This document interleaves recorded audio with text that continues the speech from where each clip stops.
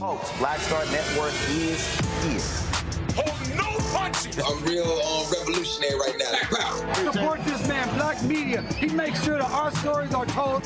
Thank you for being the voice of Black America, Roland. Stay black. I love y'all. All momentum we have now, we have to keep this going. The video looks phenomenal. See, there's a difference between Black Star Network and Black-owned media and something like CNN. You can't be Black-owned media and be scared. It's time to be smart. Bring your eyeballs home. You dig?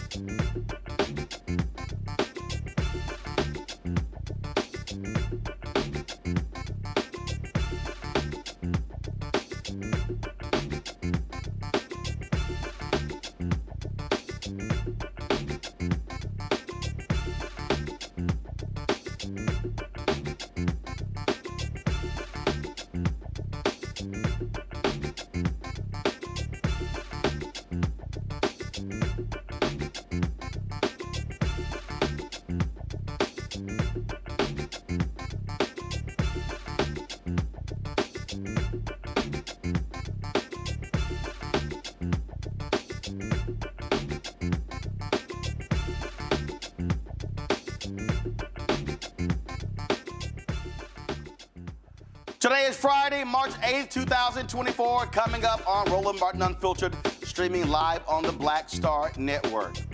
Folks, an Illinois family seeking answers after 6 police officers were placed on leave for killing an unarmed black man in the middle of the night during a reported domestic violence call. The family of Isaac Goodlow says he was in bed asleep when the cops entered his home unannounced and shot him within seconds. We'll talk to the family attorney. Tennessee House Republicans, folks, stunningly undo the work of the family of Tyre Nichols in the Memphis City Council.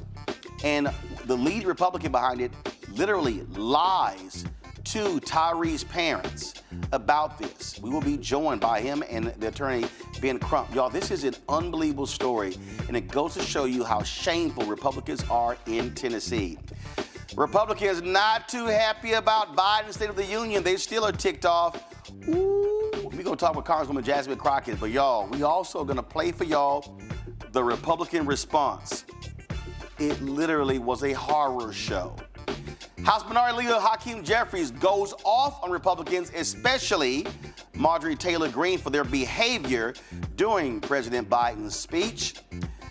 Plus, y'all, other news of the day. Man, it is time to bring the funk on Roland Martin Unfiltered on the Black Star Network. Let's go. He's got it. Whatever the best, he's on it. Whatever it is, he's got the scoop, the fact, the find. And when it breaks, he's right on time and it's rolling. Best believe he's knowing. Putting it down from sports to news to politics. With entertainment just for kicks, he's rolling. It's on go, roll, y'all. It's Roland Martin, yeah. Rolling with Roland now.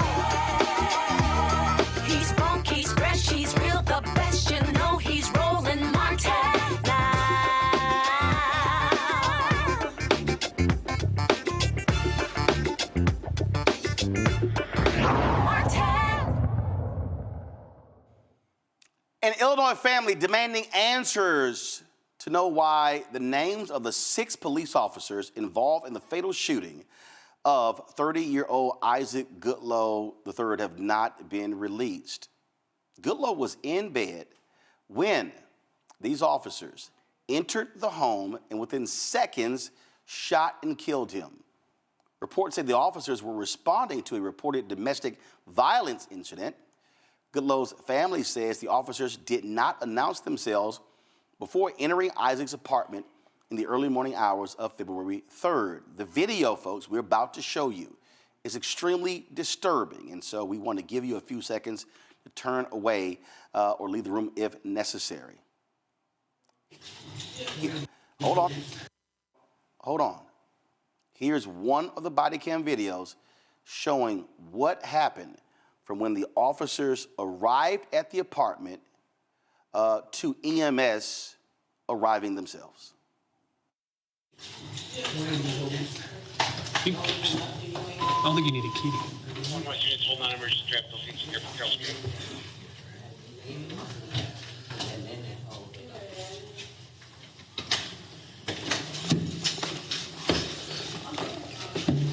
Police! Carroll Street Police.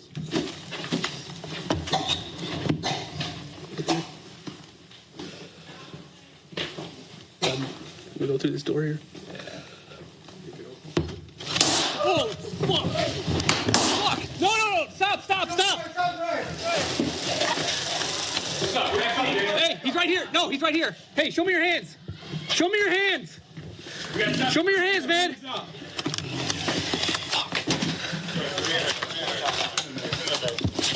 Come up. I got lethal. Get out of there.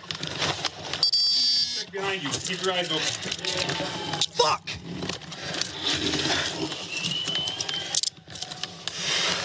You got that thing? Can you see back there? All right. Hit the light. Start the medics. Roll. Roll towards you. It's in front. Get him on the back. Get him on the back. Grab his legs. Something got me. Grab his legs.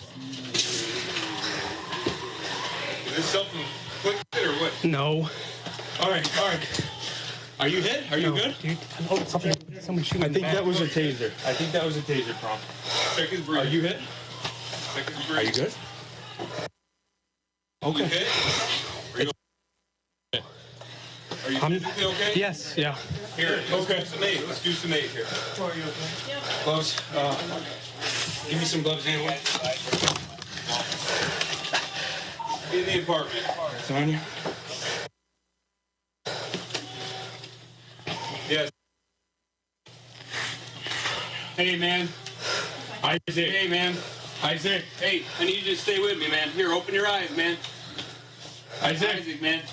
I'm cutting your shirt. Isaac. You got light? Here. Isaac.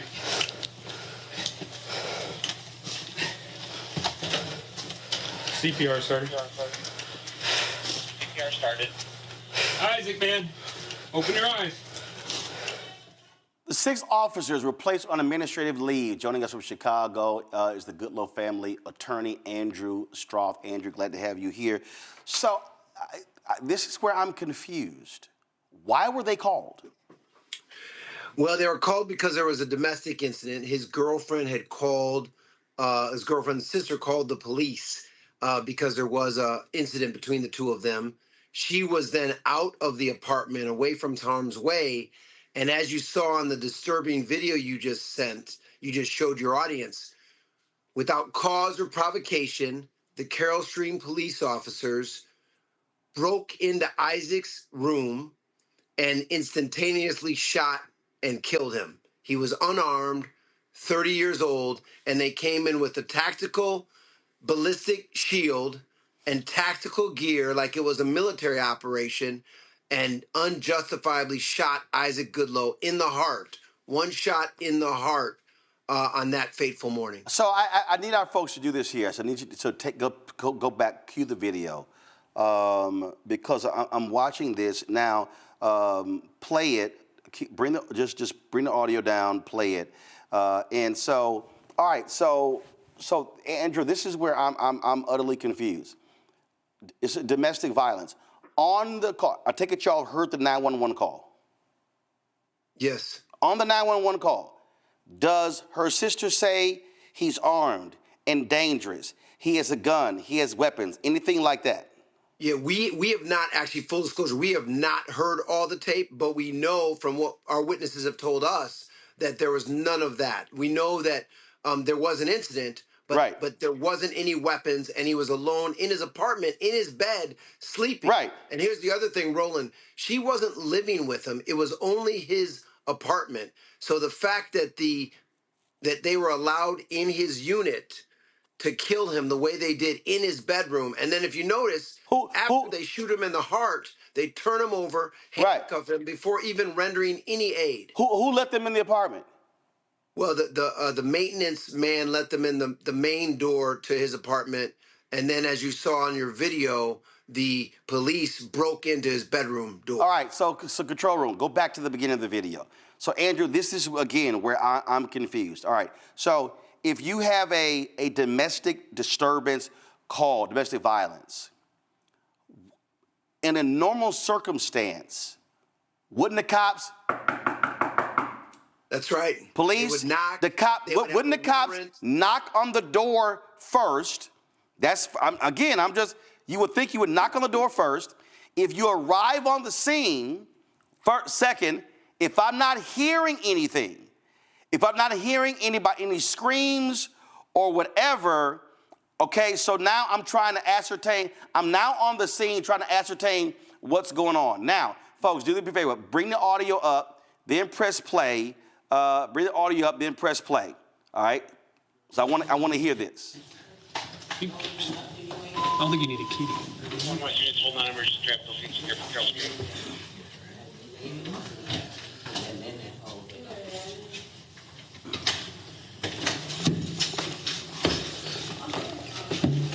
Police? Carroll Street Police.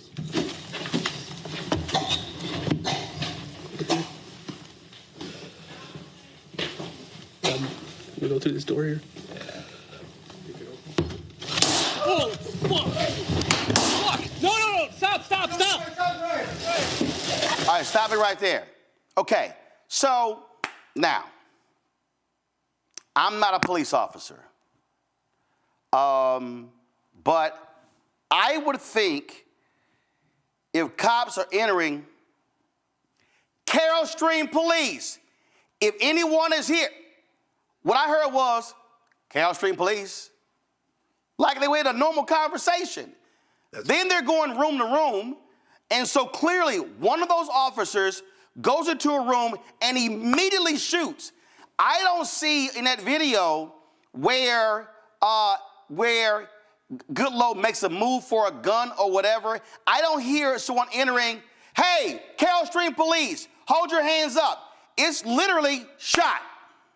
They didn't announce themselves. They didn't have consent. They didn't have a warrant. And like you said, they tiptoed in there, and there's a black man, a 30-year-old black man in his bed, and he shoots instantaneously.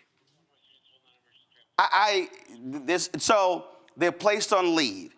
This took place last month. February 3rd. We still don't know the officers' names, Roland. We do not know the officers' names to this date. What does the chief say? What does the city, what does the mayor say? They keep saying they're sorry. We filed a federal civil rights lawsuit 2 weeks ago, and we're demanding answers. But the fact that to this day, over a month later, this mama, Bonnie Pegram, his sisters and brothers, he has 8 siblings, no one knows what the officers' names are. No one knows why the officers came in with a ballistic shield and shot within less than a second. I mean, and he was, again, alone in his apartment, unarmed. There was no threat to his girlfriend. And it's another tragedy of a black man being killed by the police in Carroll Stream, just an hour outside of Chicago. So how long, based upon what y'all know, how long was it from when the call was made and they arrive? Well, the call was made, and then the officers, from what we know, there was about 54 minutes while they were outside or in the apartment complex. And we know that the girlfriend was away from the scene and safe. And then for some reason, they decided, instead of just doing nothing or relaxing or not breaking into his apartment, for some reason they decided to go in there. Well, wait, hold up. Now I'm confused. I'm sorry. When the officers are in the parking lot, do they know in the parking lot that she's safe?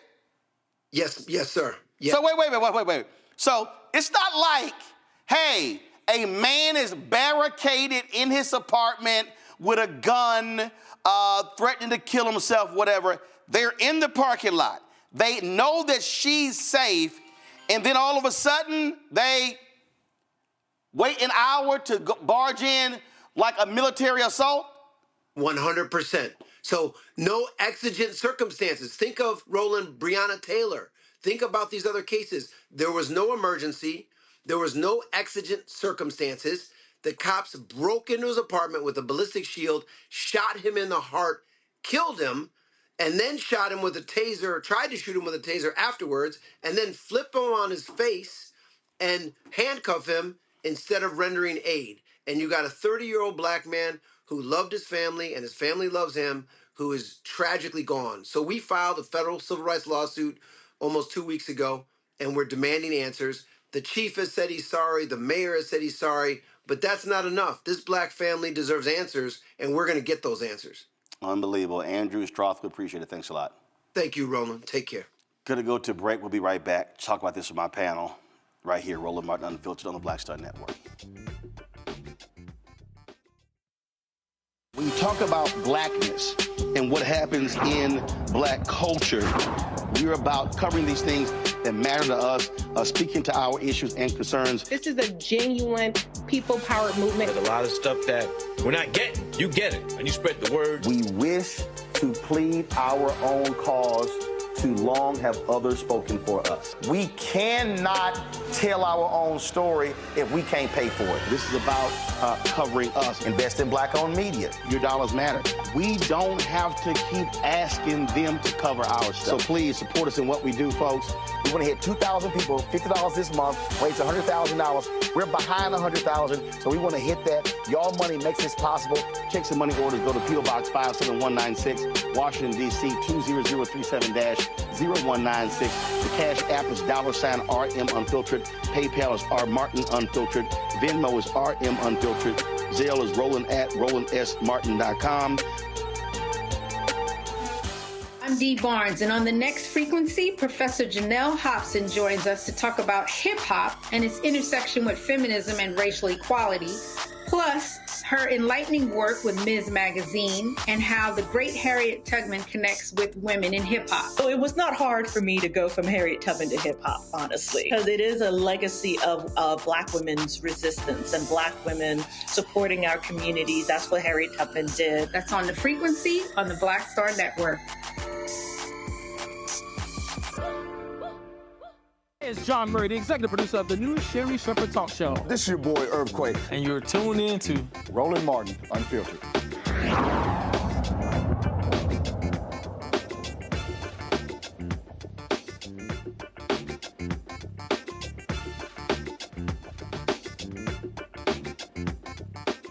All right, folks, go to my panel. Michael Imhotep, host, African History Network show out of Detroit. Matt Manning, civil rights attorney out of Corpus Christi. Kelly Bethea, communications strategist out of D.C.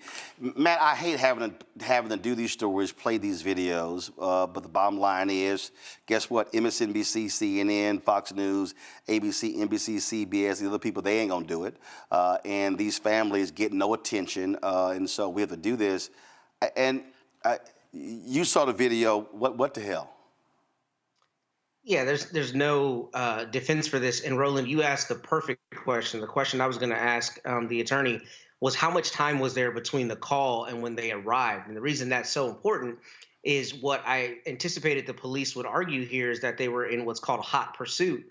And in hot pursuit, that's a circumstance where a police officer can sometimes make entry or otherwise do something without a warrant if they're investigating a case. For instance, if somebody's fleeing a scene or if they have reason to believe, just like your question, that the woman with whom he was allegedly involved in this incident was still on scene and potentially in danger. But 54 minutes later is crazy to me. I mean, I don't see how they can substantiate that they had any right to enter his unit at that point, especially because a great number of cases are what we call non-arrest cases, where people get arrested or rather charged and they're not arrested at the time. So if the police didn't have reason to believe she was in that unit and in danger, or anybody else was, I don't see why they take the risk of ever entering this unit now. If there's some piece of evidence I don't know of, like a warrant or something else, well, number one, I assume Attorney Stroud would have told us that. Yep. And number two, that's the first thing the police would be waving everywhere, saying, hey, we had a warrant, or there was some reason we could enter. But outside of that, I mean, I don't understand why they would take this risk. And beyond that, in what I read, the allegation is that he allegedly threw something at him, but I don't see that on the video, number one. And number two, I don't see how any police officer with basic training would think that that is something that justifies the use of force, let alone deadly force, especially because we haven't heard that narrative. We haven't heard the narrative that they perceived him to have a deadly weapon. So all that being said, I don't see this being defensible at all. I mean, it's still going to be difficult because it's a civil rights case, but the fact that he's asleep and the body cam show he was not menacing anyone or posing any kind of threat, I don't see how Carroll Stream police defend this or get qualified immunity from the courts on this. What is crazy to me, Kelly, again, watching that video, but listening to the video, they walk in and go, Carroll Stream police. Like it's just a normal conversation. Okay, it's a dark apartment. And then when they go into the room, they literally walk straight in, boom. I mean, no cops, they just automatically fire at a clump under a blanket. Yeah, so when I looked at the video, which again, like you said, is incredibly disturbing. I too hate watching these videos, but they are necessary. I was paying attention more so to what I didn't hear. I didn't hear a pause between the time they knocked on the door, if they knocked on the door, and the time they busted down the door to get into the apartment. Once they were in the apartment, I didn't hear any signs of a struggle, such as something that would happen in a domestic dispute. When they were walking through the apartment, I didn't hear anything that would indicate that there is trouble afoot, that there is something emergent that is in need of attention. So for me, to Matt's point, I find it incredibly difficult how they can even call for exigent circumstances, how they can get around these warrant exemptions, or warrant exemptions, or have any type of excuse for this kind of behavior other than I just felt like going into a black man's house and shooting one. Because that's all I see in this video. I don't see any cause for them to be in there, especially when the threat had been removed almost an hour before they got to the door. I mean, you know, you had the case out of Minneapolis, Michael, where they were executed, where they had a no-knock warrant, and the young man was shot and killed. And at 4 o'clock in the morning, he's reaching for his gun. There is no way, there is absolutely no way that these officers should not be convicted for what we saw. Yeah, I think so. But as the article from CBSNews.com states, the family of Isaac Goodlow, unfortunately, has not seen the full video. So I don't know what else is on the full video, but in what we just saw here, what you just showed here on Roland Martin Unfiltered, I'm still trying to figure out, and part of our view was covered by the ballistic shield. I'm still trying to figure out what was the threat that caused the officer to fire the shot into Isaac Goodlow, who was sleeping. I'm still trying to figure out what was the threat. And then it's also, on top of that, that's disturbing enough, but on top of that, he shot, and then according to the attorney, he was tased before they rendered first aid to him, okay? which is something else that's very troubling. And regardless of what the call is that an officer receives, an officer still has to assess the situation, assess the threat level when they arrive there. Because sometimes what the dispatcher was told is not what you actually find when you get there. So this is crazy right here. And I want to hear from the police chief. What did the officers say when they gave their statements, when they gave their written statements? What did they say the threat was that caused them to use lethal force? It's unbelievable to me. I understand the PTSD and the trauma black folks deal with when having to see these videos. But I'm going to say this again, and we hear it from the families, and I need everybody who's watching and listening to understand. We're not, this sort of, I go back to when I was at TV One, and the president of the network, he was white guy.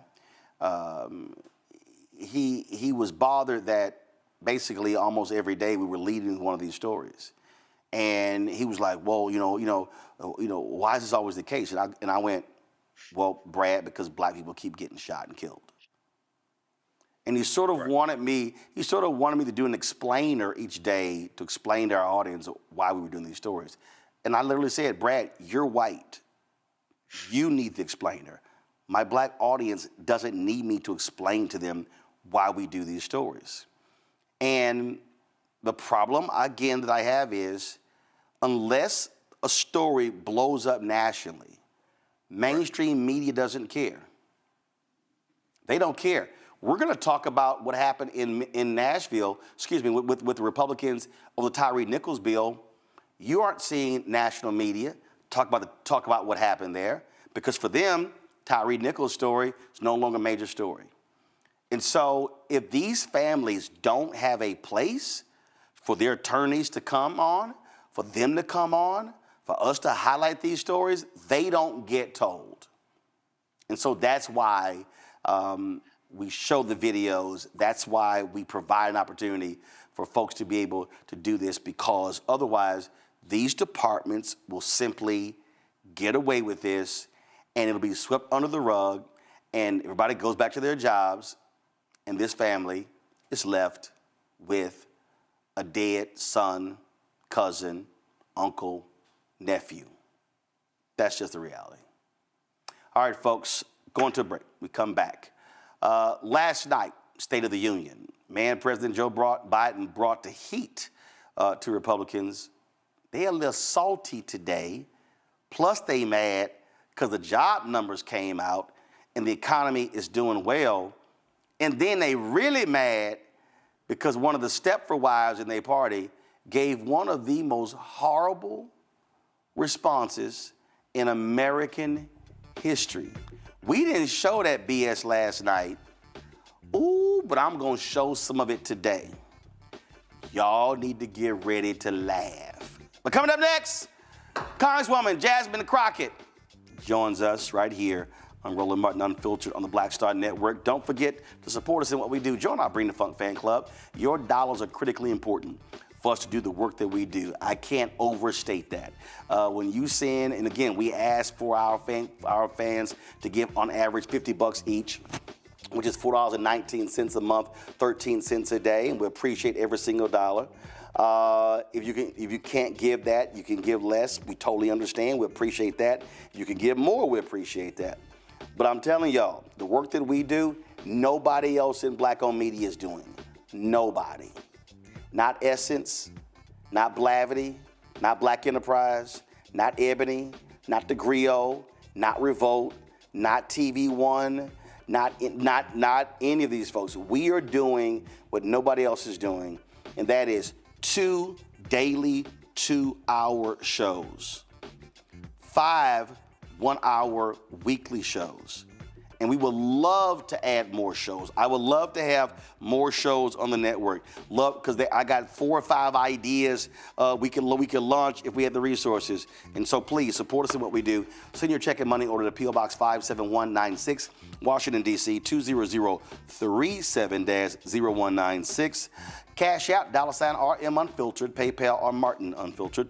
Venmo is RM Unfiltered. Zelle, Roland at RolandSMartin.com. Roland at RolandMartinUnfiltered.com.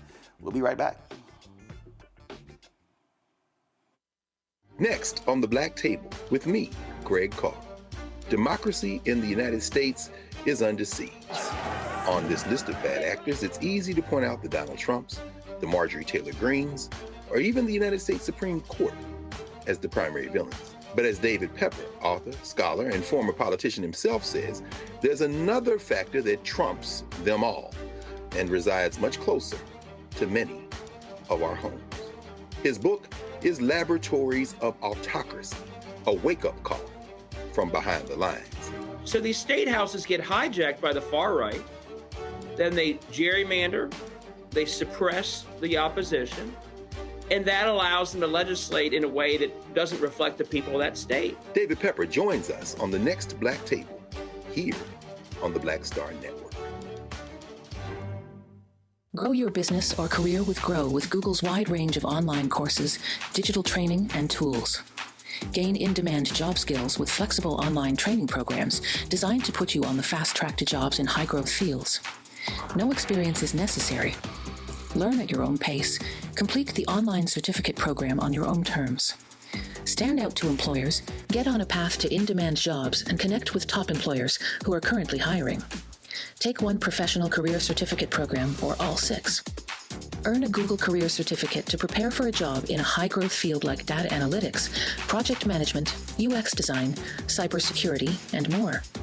All professional career certificate programs must be completed by December 31st, 2024. Scan the QR code to complete the application. There are 1,000 scholarships available. Grow with Google and J. Hood and Associates. Be job ready and qualify for in-demand jobs. What's good, y'all? This is Doug E. Fresh, and you're watching my brother Roland Martin Unfiltered as we go a little something like this. Hit it. It's real.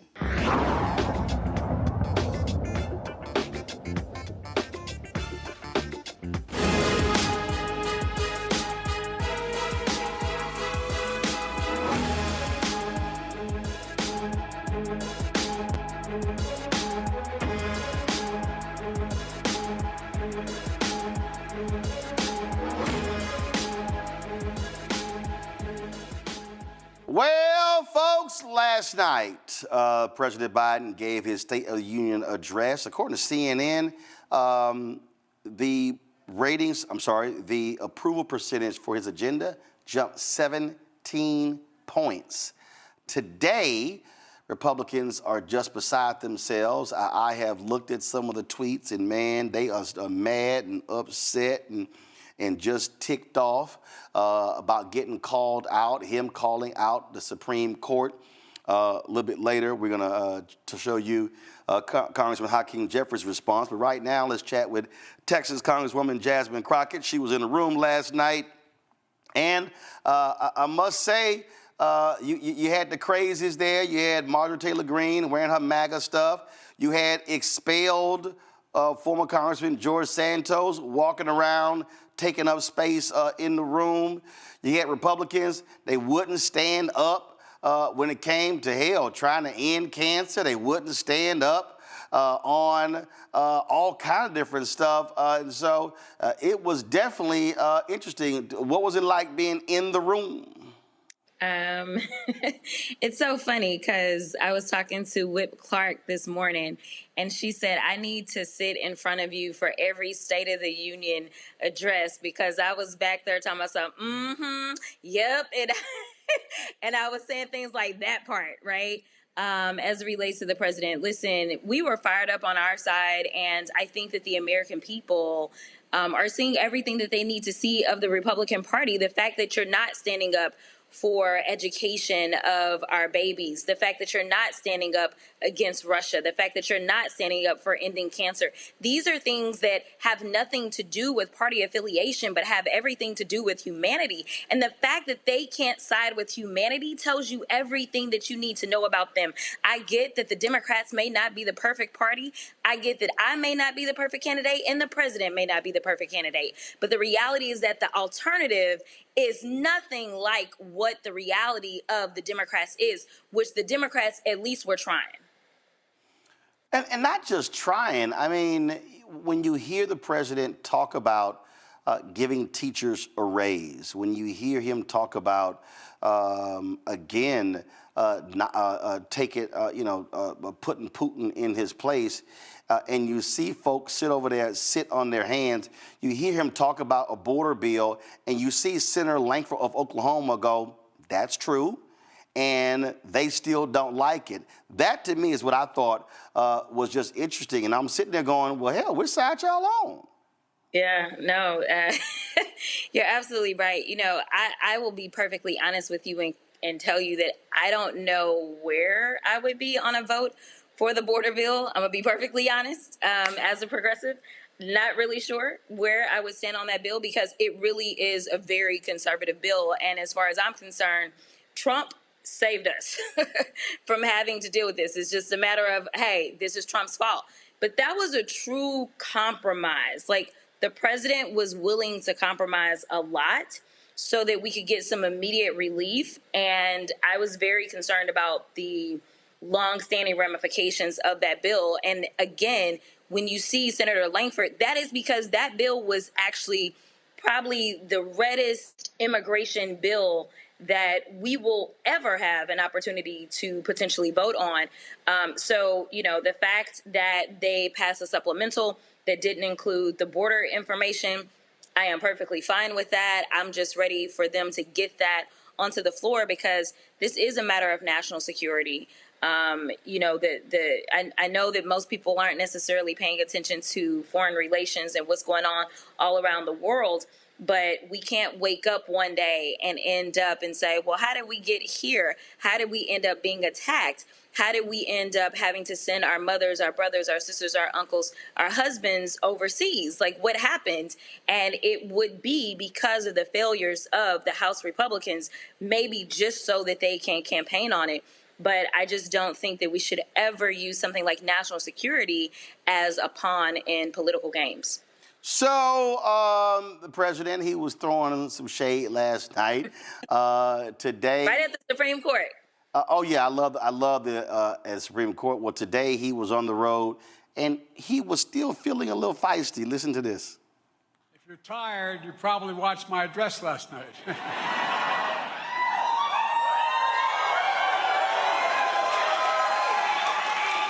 I got my usual warm reception from Congressman Marjorie Taylor Greene. In my address, I spoke about how far we've come since we took office. I talked about how much is at stake. Folks, our freedoms really are on the ballot this November. Donald Trump and the MAGA Republicans are trying to take away our freedoms. That's not an exaggeration. Well, guess what? We will not let him. We will not let him. Of course, you made the comment about Marjorie Taylor Greene and your leader, Congressman Hakeem Jeffries, the Democratic Minority Leader. He was a little fired up in his news conference today about Taylor Greene and other Republicans.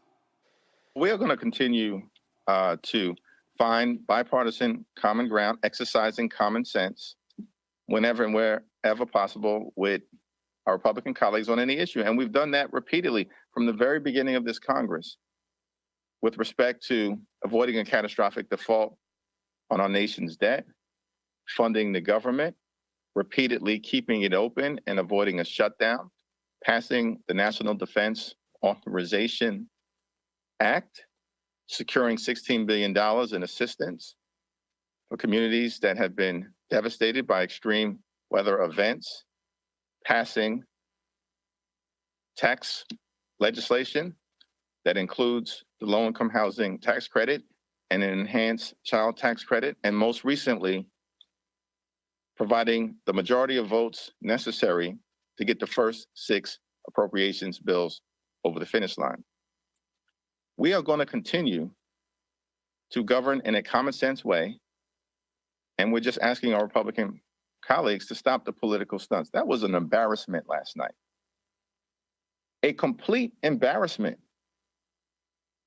Marjorie Taylor Greene, who's basically running the House Republican Conference, shows up in campaign paraphernalia.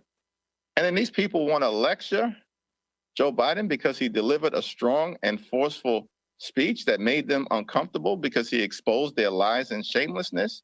We have one message for extreme MAGA Republicans who want to lecture us about decorum. Get lost. You're a joke.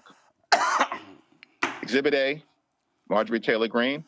Exhibit B, George Santos. Looks like shade is going all around the Democratic caucus. I'm here for it. Listen, I was mad. We were all mad. Y'all probably couldn't see it because they weren't necessarily focused in on us. But we were looking at the sergeant at arms and we're like, yo, like, kick her out. Like, get rid of her. And the former person that had that role was a black woman. And we were like, if Miss Joyce was here, Miss Joyce would have made sure that the Capitol Police, when it rounded her up, like Miss Joyce did not play. And so for people that don't know, we are not allowed per our rules to wear any hats, whether you're wearing a cowboy hat or definitely no baseball caps. Like, you are not allowed to do that. And the rules also no campaign stuff. Correct. So I was going there too. So the thing is this. She was a double whammy, right? And the fact that she just sat there and she basically told him, well, you can find me, like, whatever. I'm not leaving. I'm not taking it off. And it was absolutely ridiculous. But this is who she is. She has never felt as if the rules apply to her. And again, when we start talking about what privilege looks like, it looks like this trailer trash chick from Georgia who somehow is a member of Congress, but baby, she has not left the trailer trash in Georgia. She brings it to the floor every single day, and she does not care about the rules. And for some reason, she still has a hold on this Republican Party. These people who supposedly are real politicians are following behind this fool. And that is exactly the case. And so, look, you got Speaker Mike Johnson sitting back there just, making all these frowns and everything like that. I mean, frankly, he looks like a toad, trying to sit here and lead the crazies. And if we actually look at the results, they don't get anything done. They don't pass bills, and they depend upon Democrats to get stuff done. Yeah, it's absolutely right. I mean, if the Republicans really wanted to be successful, the most successful thing that they could have done is put in a speaker that understands what it means to govern and basically saying, listen, we will go to our conference first. But ultimately, if our conference is giving us problems because of an extreme 1, 2, 3, 4, or 10 or 12, we'll just go to the Democrats. It is easier to deal with a Hakeem Jeffries. It is easier to deal with the Democrats. And you may not get all the Democrats, but you don't need all of them. You only need about 10 or 12. And honestly, on any given day, if you are trying to do something that is going to help the American people, you will find a lot more help by going and grabbing 10 or 12 Democrats than you ever will find trying to go and get MAGA to be on board. In fact, you'll do all of these flips and turns and everything for MAGA, and what will they do? They will kick you out on your butt. Go ask Kevin McCarthy if I'm lying. So I love how the crazy right responds, and poor Sean Hannity was just beside himself. Listen to this. I felt the president that was screaming, yelling, kind of ranting, a speech that was completely partisan.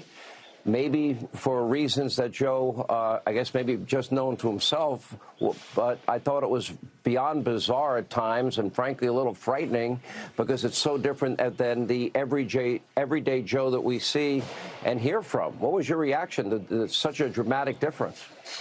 I'm trying to confuse now. So first we're sleepy, then we're incompetent, and then we have no cognitive understanding. Now it's, he was high. They are willing to say anything that will disparage the president of the United States. It would be easier to just go ahead and accept some truths than to continue to contort yourself in ways that your body is not supposed to be contorted for the purpose of trying to spin in a way that will benefit this four-time indicted, 91 count having, found liable of sexual assault, defaming person that is running your party. Like, it's easier, and honestly, you get some type of credibility if you just say, listen, it's like Fox News has had to admit over and over and over that the job numbers are astronomically good. Like, it just is what it is, right? Like, you can argue and say, you know what, Joe Biden has done what Democrats do, period. But we're conservatives, and that's not what we believe in. That's cool. Like, that's what you say, and you start to sell your brand, you start to sell your platform. But the problem is that the Republican Party has moved so far into a direction that no one understands that MAGA doesn't have a platform. The only platform that we get out of MAGA is ignorance and hate, and that's not a platform. So, honestly, the Republicans should take an attitude of, we need to take our party back. If we take our party back, there are people that agree with us on our principles, even if Democrats don't. That's not the point. We've never agreed with y'all, right? But right now, you have no identity as it relates to policy for sure. And so instead, you just make up lies about the president, because last time I checked, he was supposedly a senile old man. Now y'all mad and talking about how partisan he was and all these crazy things. I mean, and they also, obviously, with the impeachment inquiry, they think that he's some sort of criminal mastermind. Like, pick a lane and ride it. All right, Congresswoman Jasmine Crockett, always glad to see you. It was indeed hilarious to watch last night, and they still are having meltdowns. Absolutely. Have a good one. Thanks a bunch. All right, folks, when we come back, did y'all see that crazed, deranged woman in the kitchen last night? Oh, she was cooking. She was cooking up a big pot of crazy. Y'all ought to see Matt over there laughing, y'all. Y'all ought to see Matt. She has a big-ass pot of crazy she cooked last night. I like it. I like where you went with that. And we gonna show y'all some of that crazy when we get back. It is hilarious. Back in a moment. Roland Martin Unfiltered on the Black Star Network.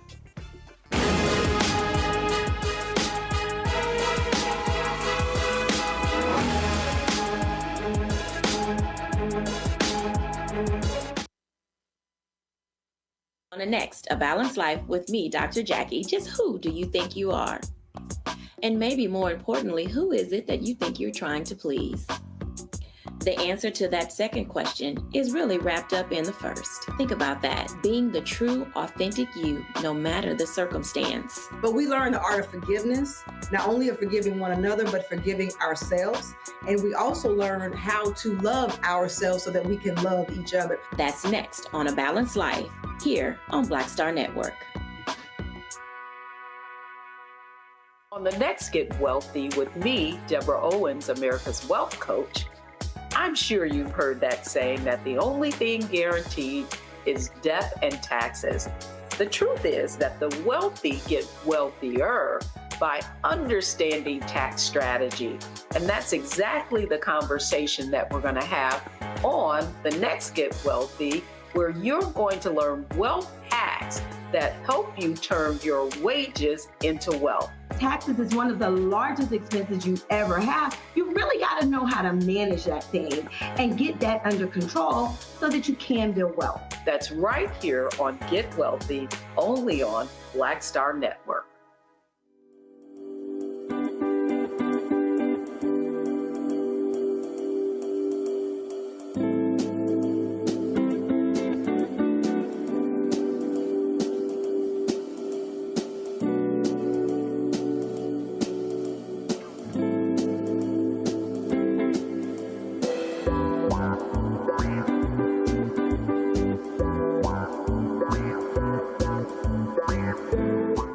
Essence Atkins. Mr. Love King of R&B, Raheem Devon. It's me, Sherry Shepard, and you know what you watch. You're watching Roland Martin, Unfiltered.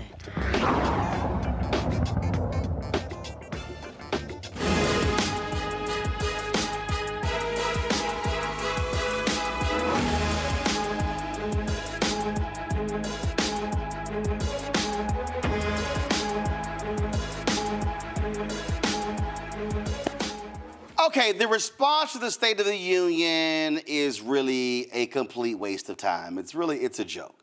I mean, we can think back to Bobby Jindal, who was awful. We can think back to, do y'all remember this here?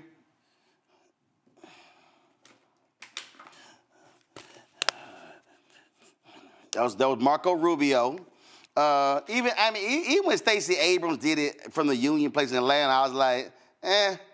But I think right now we have a topper.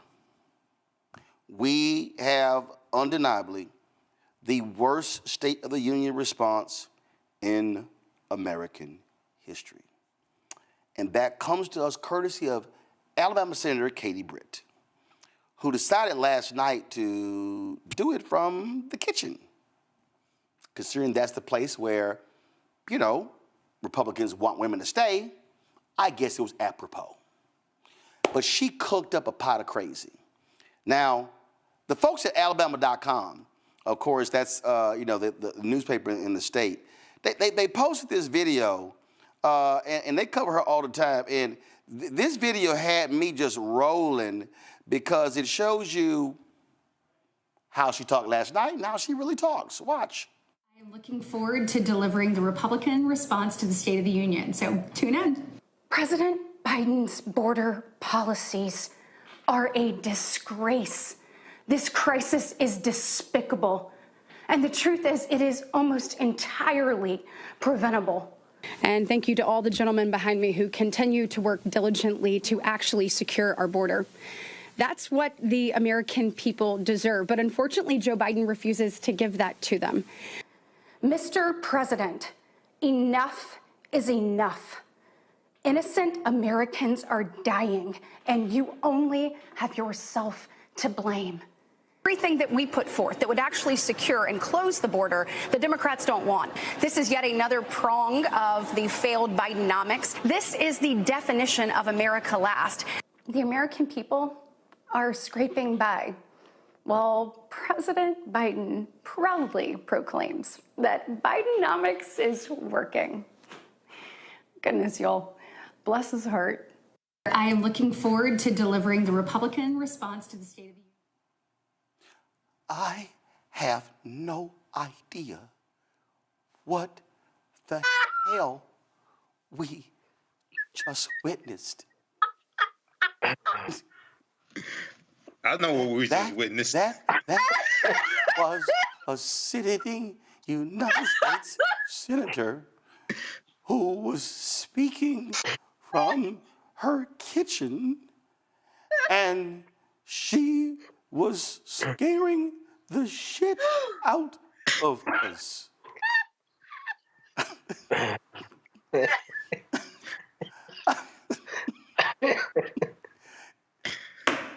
Yeah.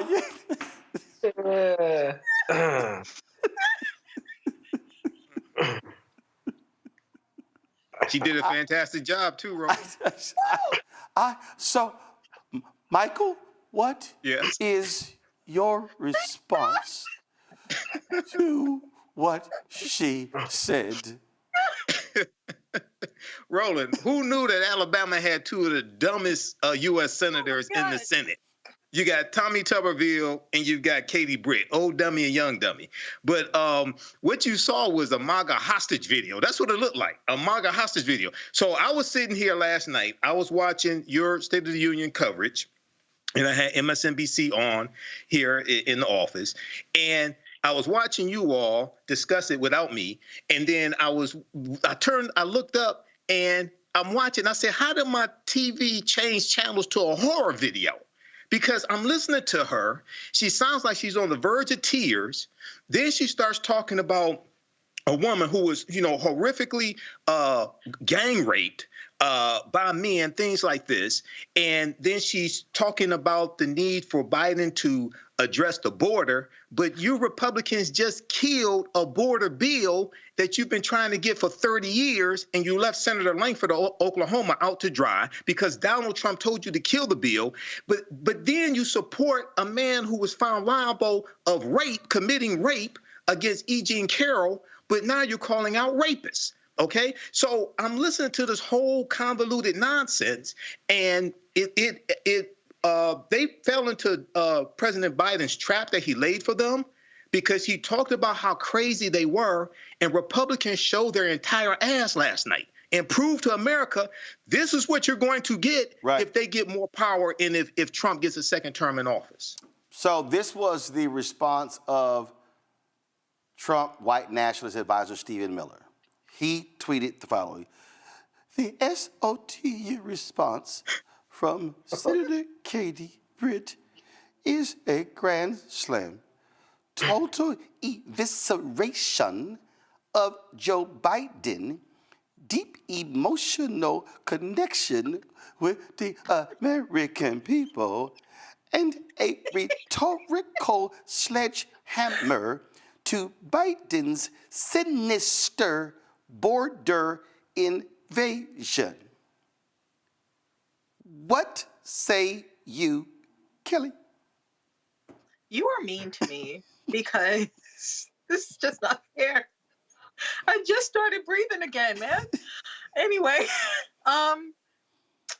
when I saw this, the response, I immediately thought of Handmaid's Tale, like Under His Eye. Like, I really thought the cadence of her voice definitely reminded me of the first wife of one of the generals or whatever. I can't remember her name.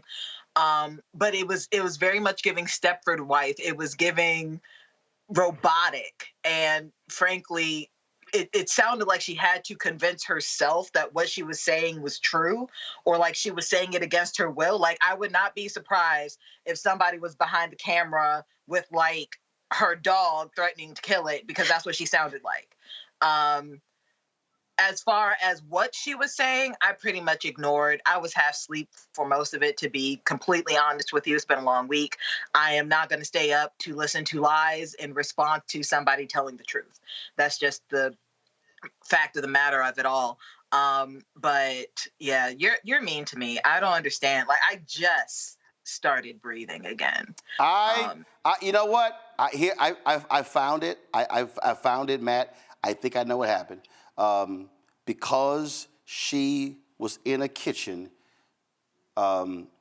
giving the response, I think she was inspired by this. Sisters, Miss Broiler, Miss Fryer, Miss Roaster, Miss Capronette, Miss Stewer, and old Madam Hen. But we're spotlighting Miss Roaster of the Year, measuring in at 14, 15, 14. We're roasting. I think she was inspired by Julia Childs, Matt. I got to say, Roland, you are doing your absolute best work today, my brother. Number one.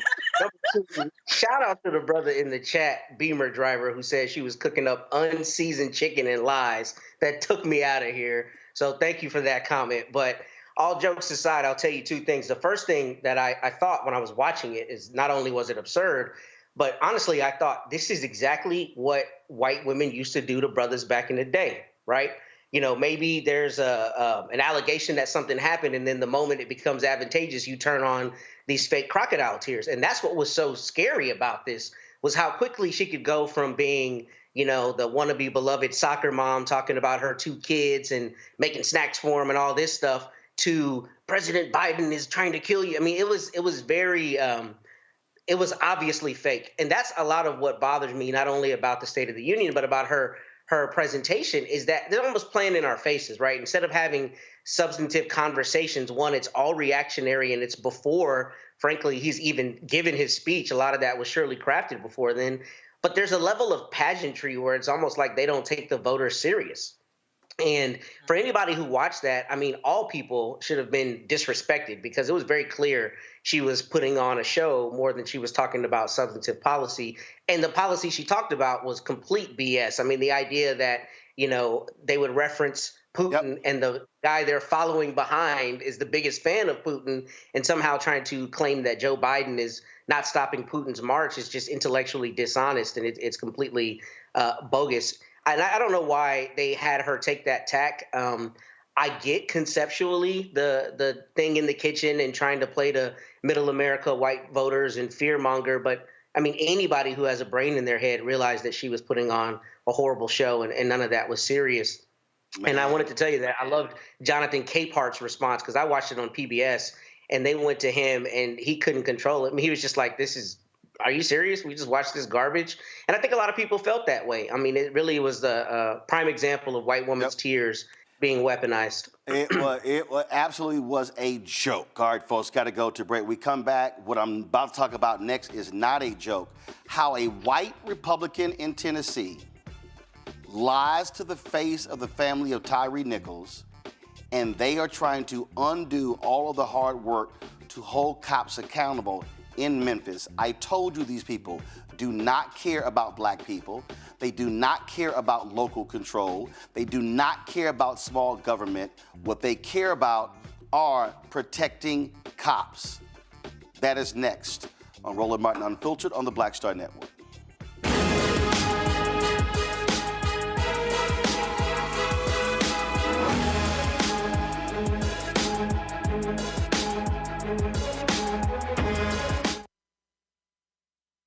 When you talk about blackness and what happens in black culture, we're about covering these things that matter to us, speaking to our issues and concerns. This is a genuine people-powered movement. There's a lot of stuff that we're not getting. You get it, and you spread the word. We wish to plead our own cause. Too long have others spoken for us. We cannot tell our own story if we can't pay for it. This is about covering us. Invest in black-owned media. Your dollars matter. We don't have to keep asking them to cover our stuff. So please support us in what we do, folks. We want to hit 2,000 people, $50 this month, raise $100,000. We're behind 100,000, so we want to hit that. Y'all money makes this possible. Checks and money orders go to P.O. Box 57196, Washington, D.C. 20037-0196. The Cash App is $RM Unfiltered. PayPal is R Martin Unfiltered. Venmo is RM Unfiltered.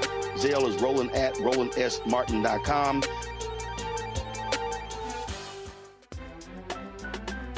I'm Faraji Muhammad, live from LA. And this is The Culture. The Culture is a two-way conversation. You and me. We talk about the stories, politics, the good, the bad, and the downright ugly. So join our community every day at 3 p.m. Eastern and let your voice be heard. Hey, we're all in this together. So let's talk about it and see what kind of trouble we can get into. It's The Culture, weekdays at 3, only on the Black Star Network. What's up, y'all? This is Wendell Haskins, a.k.a. Win Hogan at the original T-Golf Classic. And you know I watch Roland Martin Unfiltered.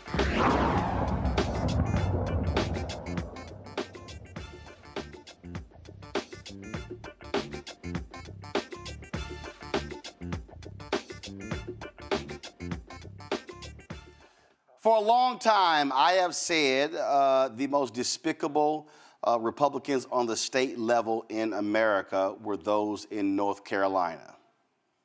Not any longer. They are absolutely replaced by Republicans in Tennessee.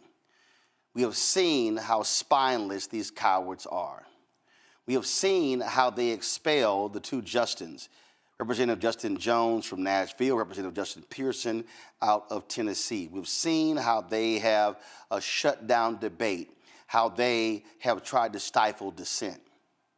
But now, these shameless, despicable thugs are using the power of them controlling the state government to stop local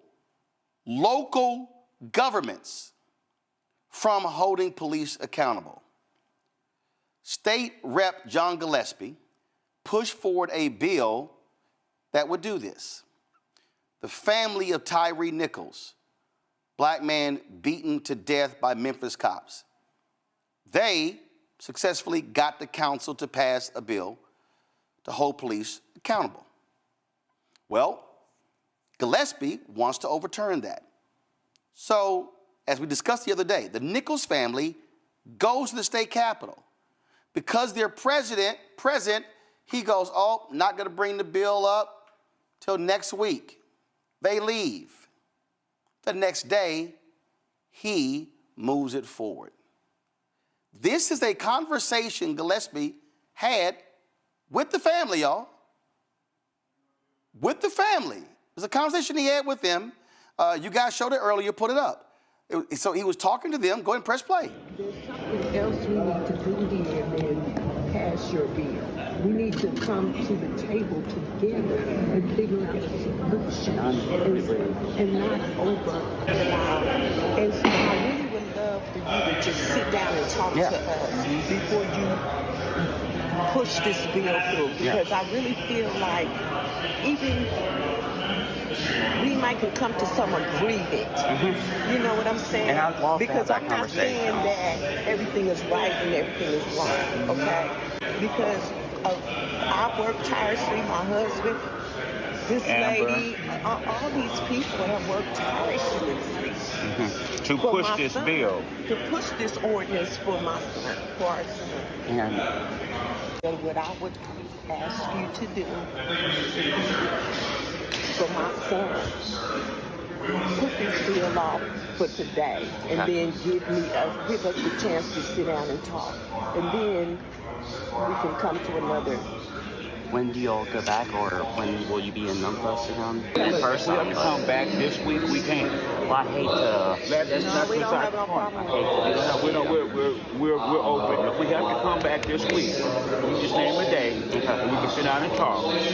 And I'll give you my number. And we can come back and we can have a discussion. He straight lied to the face of Tyre's mother, Rovon Wells, her husband, Rodney Wells. They join us right now, along with their attorney, Ben Crump. Rovon, you were quite emotional in that video. What is your response to this man just lying in y'all's face? Roland, thank you for having us. Thank you. It was a kick in the face. I mean, he literally said that he would sit down and speak with us, and then he turned around and passed the bill anyway. So to me, it was a kick in the face. He lied, and he just showed he had no character. Rodney, I say no character, no morals, no values, no ethics, no principles. Word is supposed to be bond. That's biblical. And what he did and what these Republicans did, they said, the hell with y'all, the hell with your son, the hell with the work with the Memphis City Council. They said, we know what's best to deal with police officers. Forget the people who actually are in charge of that police department. That's exactly what he did. Yes, sir. So, you know, as you stated, he lied to our face, and then he called me and lied to me, to my face, you know, on the phone, saying that he was going to push it off until next Thursday. So we was all set to go back Wednesday to be in session on Thursday. And so we said, okay. He called me, said that he was going on vacation. And when he came off of vacation, he was going to sit down and talk with me and my wife. And then we was going to go over the, you know, the arrangements that he was trying to propose.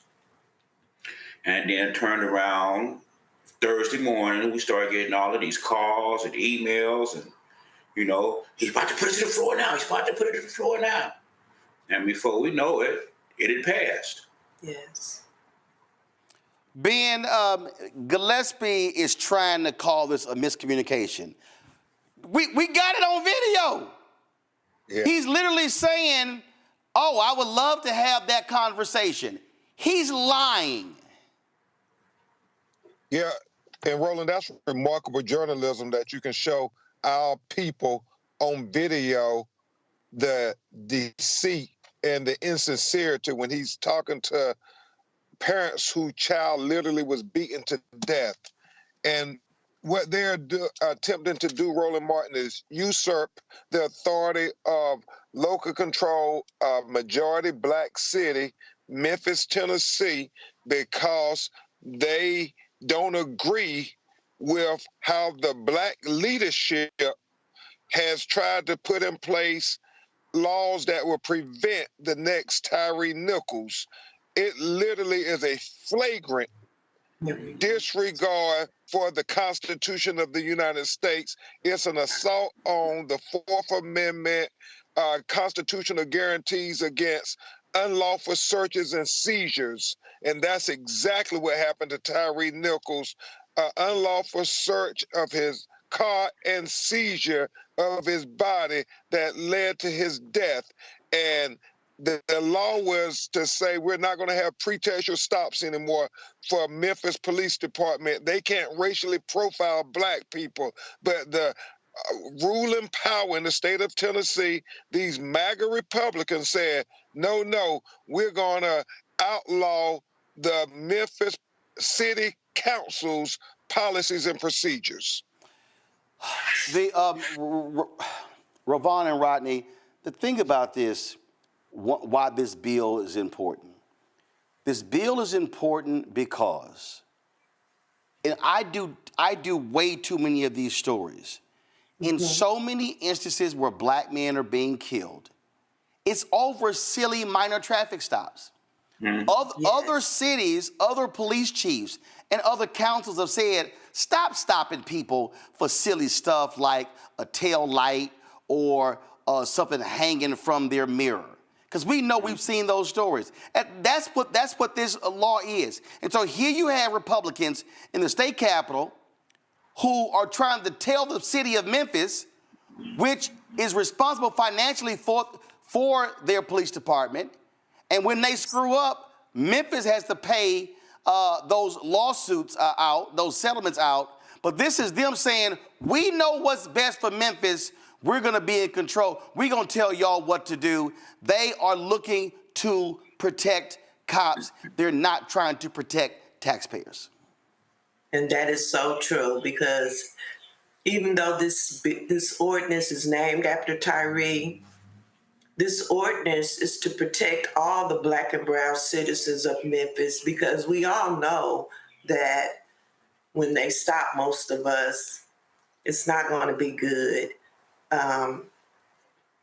It's like they're harassing our young men in the first place. And as we all know, to this day, they still haven't told us why they stopped our son. They've come up with all these different excuses. However, none of it pans out. So what they're trying to do is really a slap in the face.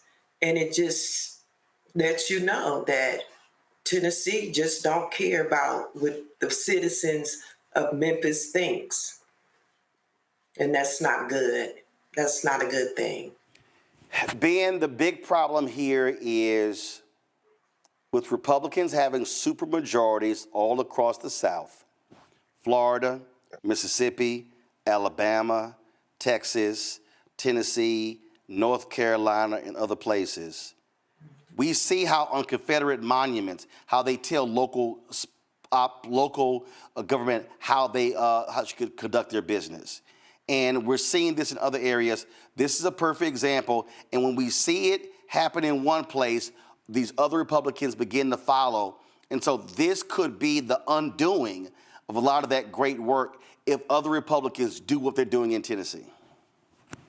Exactly, Roland, and that's why voting is so very important. I know in Florida, we are one seat away from destroying the supermajority, and that's what we got to encourage people as we think about this election and all the consequences that come with elections. Tyre Nichols' life matters the same way George Floyd and Breonna Taylor life matter. And so if we can get people to vote in people who care about our community and our issues, then they hopefully will break this supermajority where they won't lie to Rovon and Rodney Wells' face and have some accountability. And I know Rovon and Rodney are going to talk to the highest leaders in the land, President Biden, Vice President Harris, who have reached out to us now to talk about policing in America as they continue to try to figure out how we can get some reform in America. Rodney, the House has passed it. The Senate will take it up. Do y'all plan to go back to the state capitol and talk to these senators and try to get them not to support advancing this bill? Yes, sir. Absolutely. Yes, sir. We'll be on the first thing smoking. Well, look, y'all keep us abreast. Look, we stand with y'all as well, and we're going to call out these folks when they lie to our faces and then want to try to blame it on something else. So continue great work, and we're absolutely behind y'all, Rovon's, Stephen, Ben. Y'all keep fighting a good fight. Yes, sir. Thank you. We appreciate all the work you're doing. Speaking truth to power, Roland. Appreciate it. Yeah. Thanks a bunch. Y'all take care. Thank you very much. I'm going to go to a break, and we'll talk about this with our panel when we come back. Roland Martin Unfiltered on the Black Star Network. Hatred on the streets, a horrific scene, a white nationalist rally that descended into deadly violence. White people are losing their damn minds. As an angry pro-Trump mob storms the U.S. Capitol, we've seen We're about to see the rise of what I call white minority resistance. We have seen white folks in this country who simply cannot tolerate black folks voting. I think what we're seeing is the inevitable result of violent denial. This is part of American history. Every time that people of color have made progress, whether real or symbolic, there has been what Carol Anderson at Emory University calls white rage as a backlash. This is the rise of the Proud Boys and the Boogaloo Boys. America, there's going to be more of this. Here's all the Proud Boys, guys. This country is getting increasingly racist in its behaviors and its attitudes because of the fear of white people. The fear that they're taking our jobs, they're taking our resources, they're taking our women. This is white fear.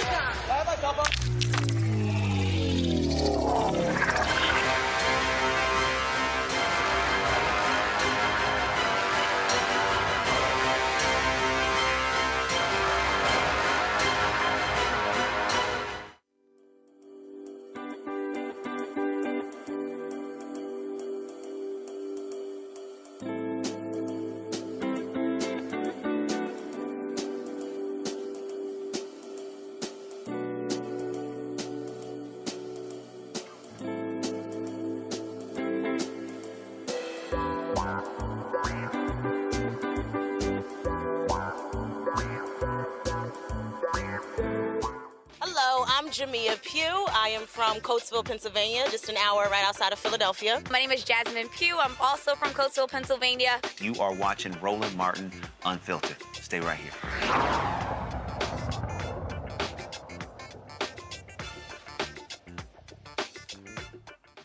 You know, Kelly, the thing I was just saying right there, I mean, this is how they do. They love talking that smack about local control, big government, getting in the way. But when they have the power, they want to tell progressive government what the hell to do. They've done this. Alabama did it in there where they said if you tear down a state monument without their permission, you get fined. Well, hell, Birmingham was like, fine, we're going to tear the son bitch down. They raised the money to pay the fine, and guess what? Statue is gone. The same thing to Montgomery when they removed a street named after a Confederate traitor and named it after Attorney Fred Gray. We see this in other states as well, where and what Tennessee has done is even more egregious. Not only with this action they're advancing, they actually disbanded a Nashville Citizens Review Board. Told Nashville, oh no, y'all can't have that. And so this is what they do. When they get power, they then use it like a hammer, not only on the state level, but on the local level as well. You're absolutely right about that. But when they talk about states' rights, they're just talking about rights to regarding the federal rights and laws. They just want what would typically be federal law over a state to be given to them so they can have even more control over the state in which they legislate. So it is not surprising to me that they pulled a move like this. The fact that it was disingenuous, the fact that they lied to Tyre Nichols' family's face, the fact that, you know, they steamrolled over even the progressives in the legislature, possibly agreements that they had with them. They will stop at nothing to get what they want. They will lie to get what they want. They will do whatever it takes to get what they want. And it doesn't matter if ethics are questionable, if morals are compromised. It does not matter so long as power are in their hands. They will do whatever it takes to keep it. You know, Matt, the family said something there that I thought was really important in terms of, again, just understanding, you know, how they're operating and when they have the power. Ben Crump also said something when he talked about Florida, when he said we're one seat away from breaking the Republican stranglehold. What I have said to people, when we talked about the power of voting, what I've said to people why our vote matters is that you might be in a state where it's a red state, but there's a huge difference between Republicans having a supermajority and having a majority. A supermajority means they don't have to listen to Democrats.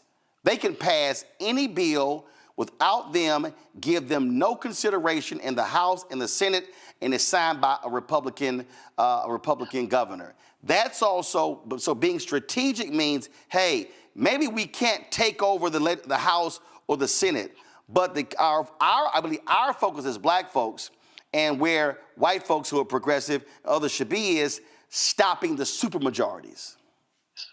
Yeah, I think that's exactly right. And, you know, kind of being connected with that is the idea of what we've seen with the federal districts in Louisiana. That's why it's so important that the Voting Rights Act still has teeth and that we live in communities where we actually get a say for who we want to elect to break those exact supermajorities. So I think he's right to point that out, as are you.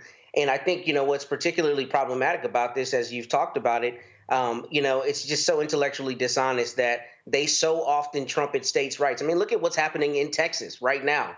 Greg Abbott is literally trying to control immigration, which has long been a federal issue, right? Because he's trying to claim the state of Texas has the right to control immigration.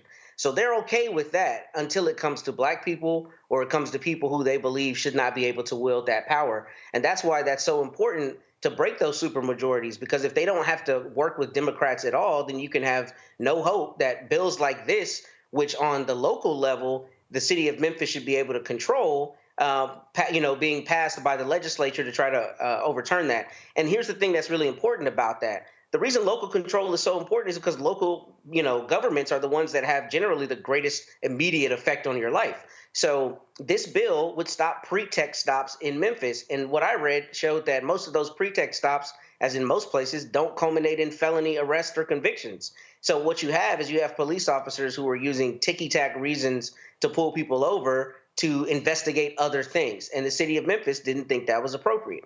If Tennessee and those Republican legislatures are following their own ideology, the city of Memphis has the autonomy to determine what should happen. But of course, you don't get that luxury if you are black. And that's just the reality of what we see legislatures doing around the country.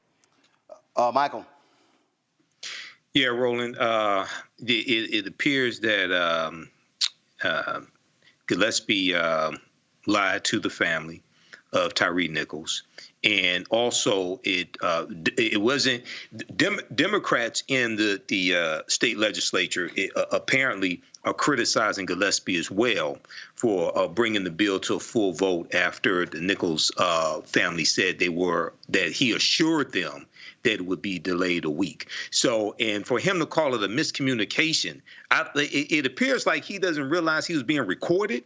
You know, that conversation that you just showed, it appears like he doesn't know he was being recorded, and then to call that a miscommunication. But it shows you can't trust these people. And one of the things that it appears is going on here, you may have a lot of Republicans in the state legislature there in Tennessee who will say what happened to Tyre Nichols is wrong, just like you have Republicans in the House who said what happened to George Floyd was wrong. But every Republican in the House of Representatives voted against the George Floyd Justice and Policing Act. See, when it came time to do something about what happened to these people, to these brothers, now Republicans are all on the same side and they don't want to change it because they see police officers as protecting them from us. And that's what this really boils down to. Okay, they see police officers protecting white people from African Americans. So this is why we have to take these people out of power. Yeah, and again, for all the people out here, it's fine. It's easy to be pissed off right now. Mm-hmm. But are you pissed off when it's time to vote? Are you pissed off when it's time to register? Are you pissed off at the ballot box? That is the greatest way to impact a politician, is to vote them out, to campaign against them, to canvass, to go door to door to make sure they do not get reelected. That's where we have to be in this constant battle. Speaking of battle, we come back. A Texas federal judge has ruled that the Minority Business Development Agency, they now must service white people. Did I not tell y'all? We tried to tell you. They were coming after everything. Everything means everything. We'll discuss next on Roland Martin Unfiltered on the Black Star Network. Join our Bring the Fuck fan club. See your check and money order, P.O. Box 57196, Washington, D.C., 20037-0196. Cash App, $RM Unfiltered. PayPal, R Martin Unfiltered. Venmo is RM Unfiltered. Zelle, Roland at RolandSMartin.com. Roland at RolandMartinUnfiltered.com. We'll be right back. For the last 15 or maybe 16 years, 18 years, I'll say, since when I moved to LA, I hadn't had a break. I hadn't had a vacation, probably a week vacation here and there. Right. This year, after I got finished doing Queen Shit and we wrapped it out, because I knew I had 2 TV shows coming on at the same time, I said, I'm going to take a little break. So I've been on break for the first time, and I can afford it now. Praise God. You know what I'm saying? Right. So I can afford it. And I'm like, I can sit back and ain't got nothing to worry about, man. But this was the first time in almost in 2 decades that I've actually had time to sit back and smell the roses.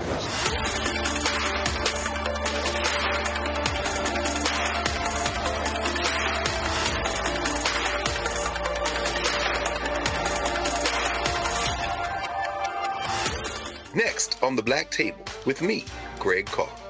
Democracy in the United States is under siege. On this list of bad actors, it's easy to point out the Donald Trumps, the Marjorie Taylor Greens, or even the United States Supreme Court as the primary villains. But as David Pepper, author, scholar, and former politician himself says, there's another factor that trumps them all and resides much closer to many of our homes. His book is Laboratories of Autocracy, a wake-up call from behind the lines. So these state houses get hijacked by the far right, then they gerrymander, they suppress the opposition, and that allows them to legislate in a way that doesn't reflect the people of that state. David Pepper joins us on the next Black Table, here on the Black Star Network. This is Essence Atkins. It's the Love King of R&B, Raheem Devon. It's me, Sherry Shepherd, and you know what you're watching. You're watching Roland Martin Unfiltered.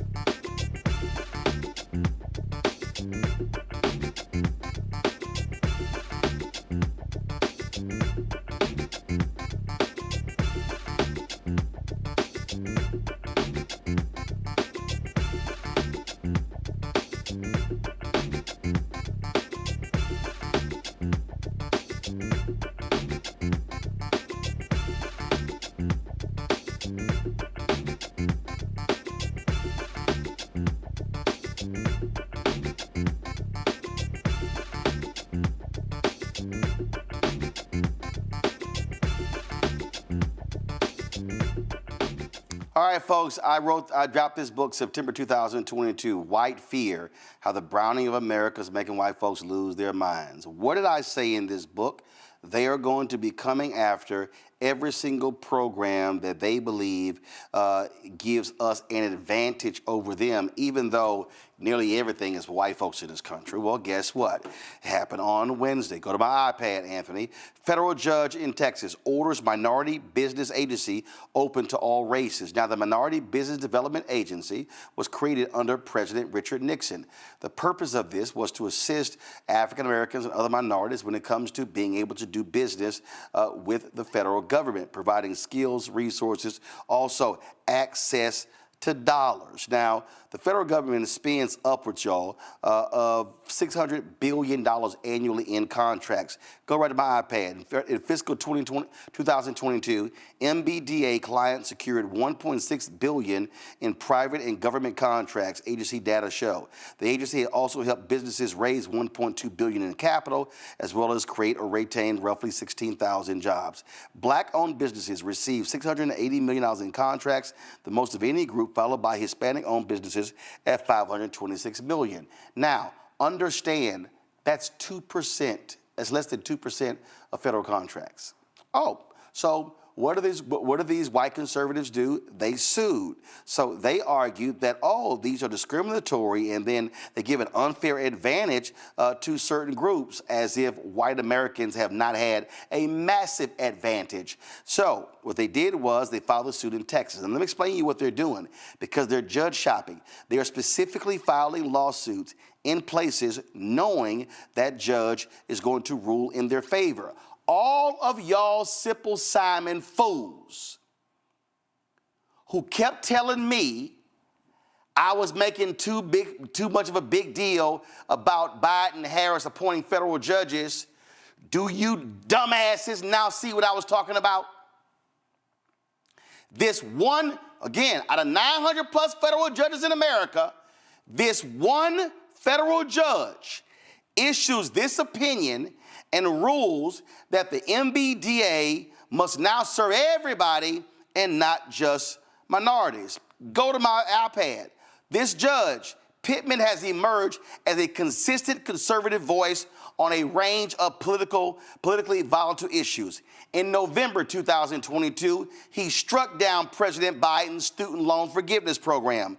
Months earlier, he set aside a Texas law barring adults younger than 21 from carrying handguns after concluding that age restrictions violated the Second Amendment right to bear arms. Now, here's the deal.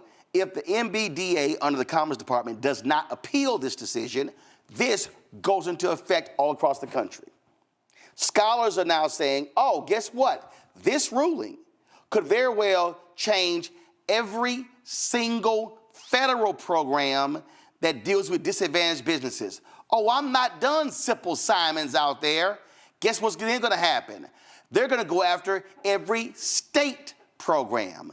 Then they're going to go after every county program and every school district program and every city program. They're going to go after every single program. Oh, let's go beyond companies. They're going to go after corporate America. They've already gone after academia. So what they're saying is, oh no, you should be measuring everybody the same, even though white folks have been getting the hookup in everything. But y'all say the judges Biden, Harris, the point don't matter. Oh, Trump gonna fill my pockets with some money, so we gonna roll with him. Stephen Miller, Trump's white nationalist top advisor, he was the one behind the lawsuit that stopped the money going to black farmers. So all you dumbasses running around here talking about Trump, when y'all tell me about Waka Flocka and Lil Wayne and Kodak Black and all of them, don't nobody want to talk about their lawsuits stopping and targeting black people. And you know what they doing, Matt? They are even using the 1964 Civil Rights Act and the 1866 Civil Rights Act against black folks in these lawsuits. Matt? I was listening to a podcast this morning from the National Constitution Center, and they were talking about the recent decision regarding the insurrection and whether Trump could be barred from the ballot. And one of the contributors on there said something I never heard, but I thought was brilliant. He said litigation as politics. He said that litigation is often used as politics, and that's precisely what's happening here. Your comment on the venue shopping is exactly right with Pittman, especially because what he said here is he said the 14th Amendment Equal Protection Clause essentially bars the MDBA from being able to consider race. But the reason we know that it exists is to make sure that an imbalance is somewhat righted by creating an agency that helps minority business owners. And I think what is so problematic about this, but is so important to your point that you always make, is that, there's just a fundamental presumption that when you step into a judge's courtroom, he or she is supposed to be fair. But the reality is there are lawyers, including me. When I file a lawsuit, I have to consider the venue where I'm filing it, right? If I file in a judge's court where I know she's more inclined to be plaintiff friendly, then I know that may help my client. And that's essentially what they're doing here. But what's scary about it is you have judges who are deciding on bedrock issues and divesting people of longstanding constitutional rights using the same logic that put in place these agencies to support us. And what's scary about this is not only are they going to continue attacking state programs, we're in the Fifth Circuit, the most conservative appellate circuit in the entire country. So the idea that the Fifth Circuit is not going to rubber stamp this is absurd. They are likely going to rubber stamp it. And then you get to a conservative Supreme Court with a 6-3 majority that has already said universities can't use race in their determinations. So the problem with this is it's going to set a precedent, or could set a precedent, where all the programs that are in place to try to right that imbalance to some extent are going to be under attack. And we're going to be going back to before the 1960s and the Warren Court that put in place some of these constitutional rights to help us, or recognize these constitutional rights to give us a fair shot in this country. So when you look at the suit, Kelly, one is a guy out of Fort Worth. Another is a immigrant from communist Romania. Go to my iPad. Another one is a white man out of Colorado, and then their whole deal is like, oh, they just wanted to be able to grow their businesses, and they all worked hard to get where they are. They all overcame obstacles in pursuit of the American dream. They all cared deeply about their businesses, and they all wanted but couldn't obtain assistance from the same federal program. They're also white, a salient detail in this case. Now, guess what? What Pittman didn't talk about are the programs that the federal government had to benefit women. See, when a Tennessee federal judge ordered changes to the 8A program, it was because a white woman applied. Oh, same thing. I'm looking to grow my business, and I can't use those services. But guess where she actually helped grow her business? Through one of the programs for women, white women. Now, she didn't mind that program, but she sued for the minority program and got that thrown out.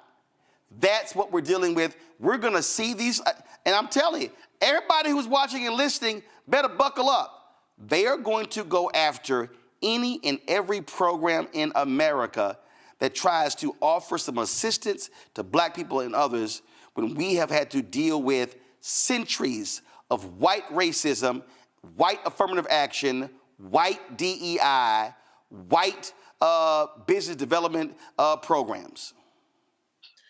What I find so insidious about this entire situation is the notion that they keep pushing that these programs for minorities is the only way to get business, and that if white people aren't in them, then they are at a disadvantage, when there are plenty of other ways to get business that don't require, frankly, the strenuous processes that are available and have to be done in order to get into that program, to be approved for that program, to get money from that program. So it's insidious in that there's actually an easier way for these white people to get money, and that's just to apply to any other program.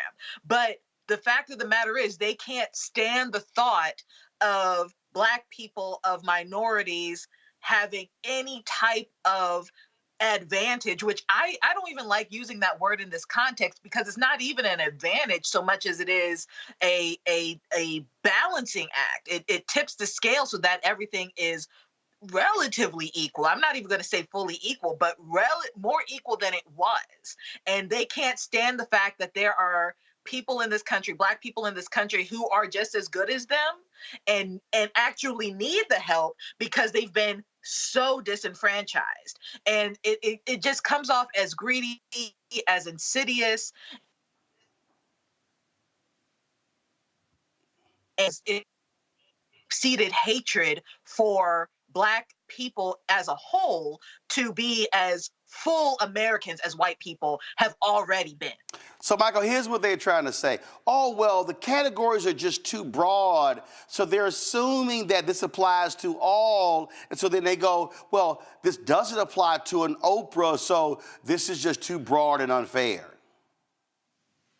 Yeah, you know, this is a huge backlash to 2 terms of President Barack Obama, and it was unleashed this backlash was unleashed under Donald Trump's administration.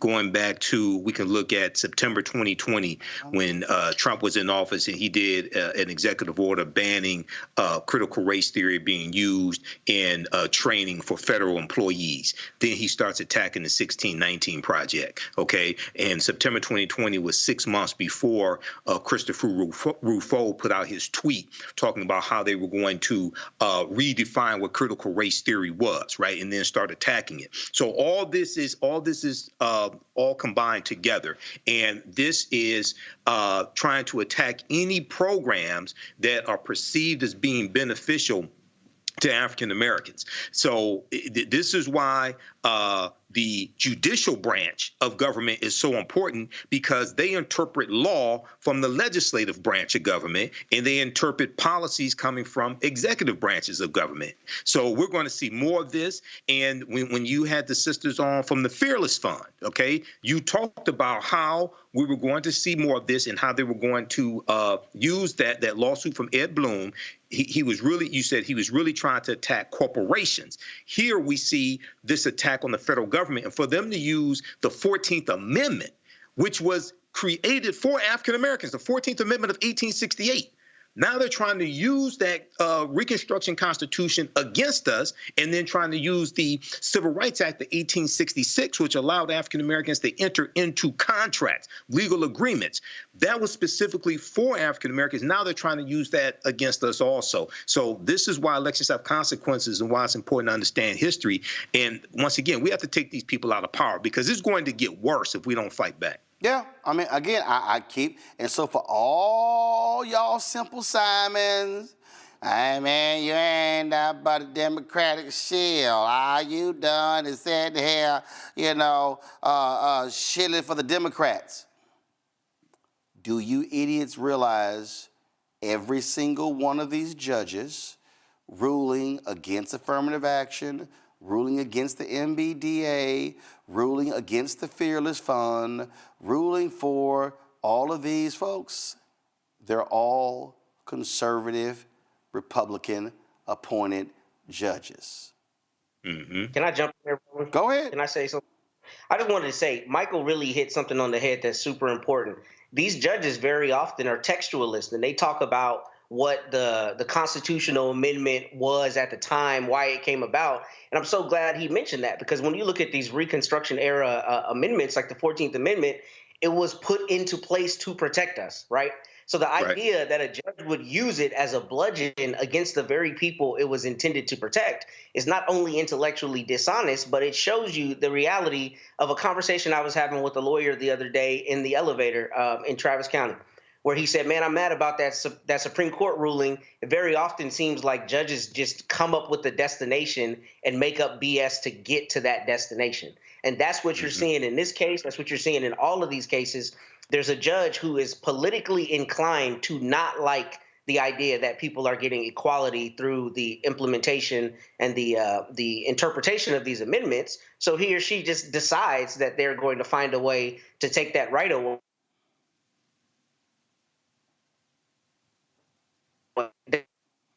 cases. People don't realize it, but it's intellectually dishonest if your whole ideology is textualism, because the 14th Amendment came about to protect the very people it was used as a bludgeon against in this order. And again, for folks who don't understand this here, federal judges are appointed by the president. Federal judges are confirmed by the United States Senate. So if you want more judges like this guy, by all means go vote for Trump. And by all means, elect the Republican United States Senate. But if you don't like this ruling, you might want to vote for Biden-Harris. And then you might want to make sure that Democrats control the Senate. I keep telling y'all, all this stuff is related. Student loan forgiveness. Going to a break. We'll be right back. Roland Martin Unfiltered on the Black Star Network. When you talk about blackness and what happens in black culture, we're about covering these things that matter to us, speaking to our issues and concerns. This is a genuine people-powered movement. There's a lot of stuff that we're not getting. You get it, and you spread the word. We wish to plead our own cause. Too long have others spoken for us. We cannot tell our own story if we can't pay for it. This is about covering us. Invest in black-owned media. Your dollars matter. We don't have to keep asking them to cover our stuff. So please support us in what we do, folks. We want to hit 2,000 people, $50 this month, raise $100,000. We're behind 100,000, so we want to hit that. Y'all money makes this possible. Checks and money orders go to P.O. Box 57196, Washington, D.C. 20037-0196. The Cash App is $RM Unfiltered. PayPal is R Martin Unfiltered. Venmo is RM Unfiltered. Zelle is Roland at RolandSMartin.com. Grow your business or career with Grow with Google's wide range of online courses, digital training, and tools. Gain in-demand job skills with flexible online training programs designed to put you on the fast track to jobs in high-growth fields. No experience is necessary. Learn at your own pace. Complete the online certificate program on your own terms. Stand out to employers, get on a path to in-demand jobs, and connect with top employers who are currently hiring. Take one professional career certificate program or all 6. Earn a Google Career Certificate to prepare for a job in a high-growth field like data analytics, project management, UX design, cybersecurity, and more. All professional career certificate programs must be completed by December 31st, 2024. Scan the QR code to complete the application. There are 1,000 scholarships available. Grow with Google and J. Hood and Associates.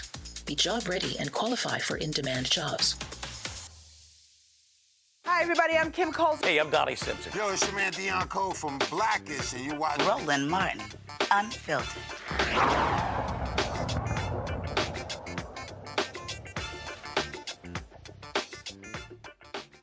All right, fam, I saw a couple of great videos that I thought, you know what, I might as well share with Michael, Matt, and Kelly on this Friday before the weekend. And so, check this one out. What is your favorite word? Rural. What is your least favorite word? Unvarnished. What turns you on? Putin's brutal aggression in Europe. What turns you off? Bidenomics. What sound or noise do you love?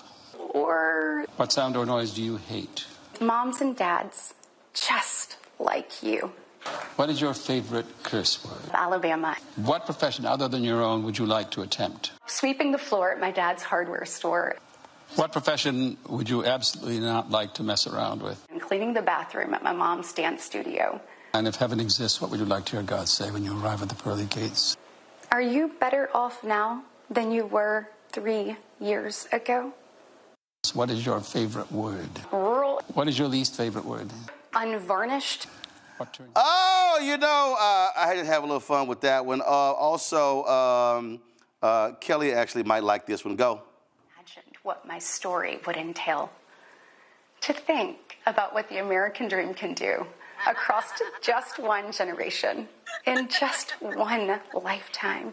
It's truly breathtaking. But right now, the American dream has turned into a nightmare.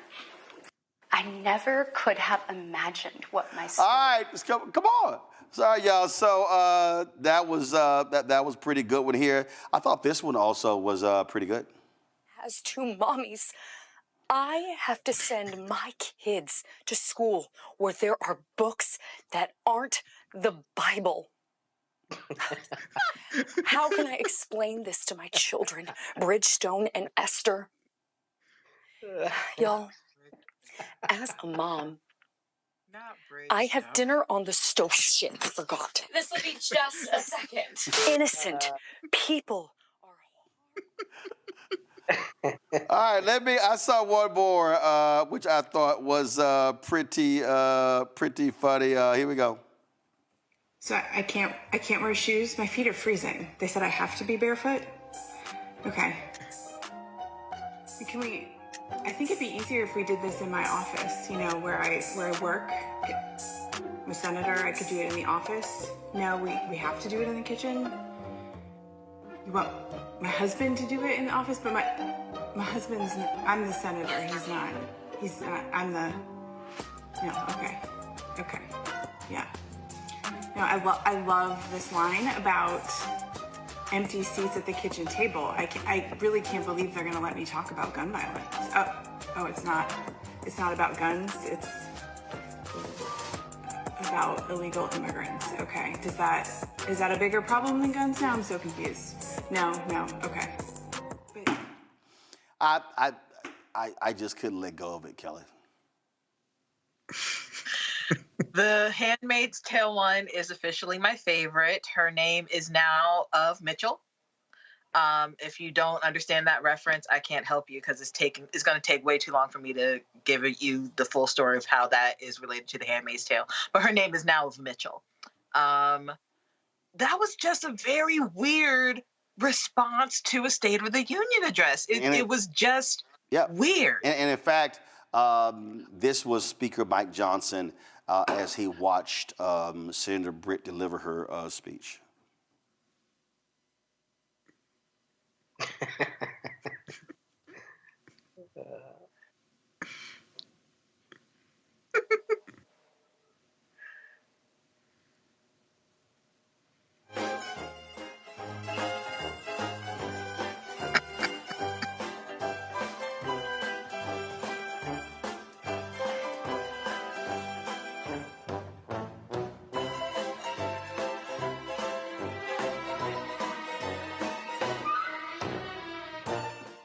He was just disgusted, Matt. As was I, watching Katie Britt and watching him back there trying to make himself frown on half of it. And then when he clapped, he tried to act like he wasn't clapping, kind of a little bit. It's all pageantry, man. But that Katie Britt mashup was hilarious. And the woman that said Bridgestone and Esther took me smooth out of here. That's too funny. Bridgestone, yeah, her kids' names are like Ridgeway and something, but Bridgestone and Esther just took me clean out of here, man. That's hilarious. Oh man. I will. Here's the last one, Michael. Good evening. I am a United States Senator coming to you from my kitchen, where women really belong. I've got to talk to you about Joe Biden. That speech that we just saw was such a performance. And I don't know about you, but I am sick of performances by politicians because I am just like you. And that's why I'm at my kitchen table. This is where I do my most important and favoriteest job in the world. Being a mom to my daughter biblically and my son Bridgerton. The other day, I took my kids to the playground because I'm a really good mom. And there was a rogue chihuahua that came up and started barking at my kids and terrified them. And I'm pretty sure that this chihuahua wasn't illegal because of Joe Biden's America. I am so worried sick that my daughter is going to grow up one day and have the right to choose. Do you really want to live in a world where our kids have to learn that the Civil War was about slavery? It's just not white. I mean, it's not right. Ask yourself, are you better off today than you were 3 years ago in the middle of a global pandemic where thousands of our loved ones were dying every day? Huh? Is my cross visible? Okay. Michael? Good evening. Well, first of all, okay, number one, I thought about Handmaid's Tale, Handmaid's Tale, whatever the hell it's called. I don't watch the show, but I've seen enough about it to know that's what that looked like. Okay, number one. Number two, Katie Britt asked, are you better off today? That's one of my notes here. Are you better off today than you were 3 years ago? You mean 2021 during COVID? Hell yes, we're better off today than we were 3 years ago. That backfired on her dumb ass. She didn't think that one. She did not think that one through. Okay, of course we're better off today. And it was Joe Biden that saved America, and Kamala Harris that saved America, and got us out of COVID, and got the schools open back up. Okay, when Republicans were saying open the schools, it was the Democrats who funded opening the schools with the $1.9 trillion American Rescue Plan. So, I'm so glad America got to see two of the dumbest Republicans, Marjorie Taylor Greene, who could be Donald Trump's vice president nomination. Okay, Marjorie Taylor Greene and Katie Britt. America, you have a choice. Okay. You can go with stupid ass people like this who are just today. Donald Trump was meeting with Viktor Orban of Hungary, okay, a dictator. You can go down the road of authoritarianism, or we can continue to save America, make it much better, okay, not great, but much better with Biden and Harris. So, and also in the YouTube chat, shout out to Deetta Pie, who said Michael slimmed down. Yes, I've lost 35 pounds. Thanks for recognizing Deetta. Probably eating Katie Britt chicken. Probably lost to eating Katie Britt chicken. Oh, no, I'm a vegetarian. I'm back. I work out 5 days a week. Got my diet under control. Lost 35 pounds. Pop my collar. Yes. Congratulations, brother. Feeling good. 52 years old. Best shape since 2014. So thank you for noticing, Deetta Pie on YouTube. Are you done? Yeah, thanks, Roland. Yeah, I'm done. I think that's all my notes. Yeah, but it looked like a hostage video that Katie Britt did, like I said. I'm just checking. I mean, since you just... Hey, I'm trying to represent for Phi Beta Sigma, looking smooth.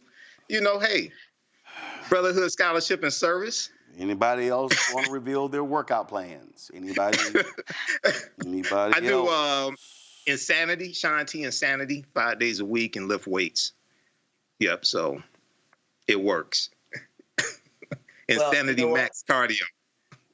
You ask about workout plans, I do want to say that Crunch Fitness has a new black president, a friend of mine from Howard University. Shout out to Shaquan Lewis, young brother doing big things. That's good. Okay, so Ellie, you want to shout anybody out? Since, I don't know what the hell part of the show this is, but, anybody. It's a new segment. Kelly, anybody you trying to shout out? Workout with Roro. Anybody you trying to shout out? Go ahead. I mean, since, we just shouting people out. Hey, Mom. Well, this is in your chat. No, this is on your YouTube channel, Roland. I'm in your YouTube. I'm in the chat on your YouTube channel. I'm hyping you up. And Roland been frying people. And hit the like button, everybody on YouTube. Hit the like button. This man fried all day. Y'all done? Y'all done? I guess so. Okay, just checking. Let me remind everybody who's watching that Britt, she's the junior senator from Alabama. Y'all know who's the senior senator? Tommy Tuberville. Dumbass Tommy Tuberville. That's what I said. Big dummy, little dummy. I just want y'all to understand. Senator Britt has actually made Tommy Tuberville the smartest senator from Alabama. Mm-hmm. Do you know how hard that is? This is the idiot who did not even know what this Voting Rights Act was. Voting Rights Act, exactly. So that's it. We're done. Since y'all are finished with y'all shout-outs, discussing your vegan eating plans and your workout plans, shouting your mama out and your friends who now have new jobs. So we certainly appreciate y'all doing all of that. Thank you very much. It was a little extra, but you know, and so it goes. So again, yeah. All right. The show is over. So Kelly, thank you. Matt, thank you. That's why I can't take him seriously. Michael, thank you for being on the show. I now have to either go cry or laugh. All right, y'all, that's it.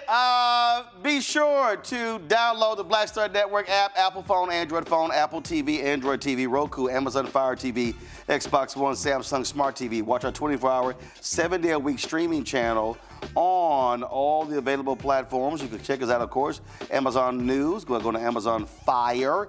You can also go to Plex TV. You can check us out also, of course, on Amazon Freevee, as well as Amazon Prime Video. Don't forget, y'all, to support us in what we do. Join our Bring the Funk fan club. Your dollars are critically important. Send your check and money order to P.O. Box 57196, Washington, D.C., 20037-0196. Cash App, $RM Unfiltered. PayPal, R Martin Unfiltered. Venmo is RM Unfiltered. Zelle is rolling at RolandSMartin.com. Rolling at RolandMartinUnfiltered.com. Be sure to get a copy of my book, White Fear, How the Browning of America is Making White Folks Lose Their Minds. Available bookstores nationwide. Download the audio version. I read it on Audible. And shout out to Virginia State University. I'm rocking a jacket my frat President Abdullah gave me, and so wanted to show them some love. And so, of course, I wore this week, Lincoln University, and also I rock Jackson State University. So shout out to them. All right, folks, that's it. I'll see y'all on Monday right here on the blackest, realest show out here, Roland Martin Unfiltered on the Black Star Network. Holla!